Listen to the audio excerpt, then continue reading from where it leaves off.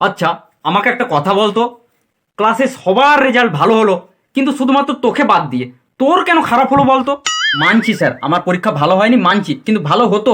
আমি প্রত্যেকদিন ভাবি, বিশ্বাস করুন, যে আমি খেলাধুলা, ঘুমানো, খাওয়া, পায়খানা, স্নান করা সব সব বাদ দিয়ে আমি কি করব, শুধু পড়াশোনা করব, শুধু পড়াশোনা করব। কিন্তু স্যার ওটা হচ্ছেই না। ও, তার মানে তুই পড়তে বসছিস না, তাই তো? পড়ছিস না? না না না না না না, পড়তে তো বসছি, কিন্তু আমি যে ভাবছি সব সময় পড়বো, সব সময় পড়বো, খাওয়া, ঘুমানো, খেলাধুলা, পায়খানা যাওয়া, স্নান করা সব কিছু বাদ দিয়ে যে আমি মানে পড়তে বসবো, সেটা আমার, সেই পড়াটা হচ্ছে না।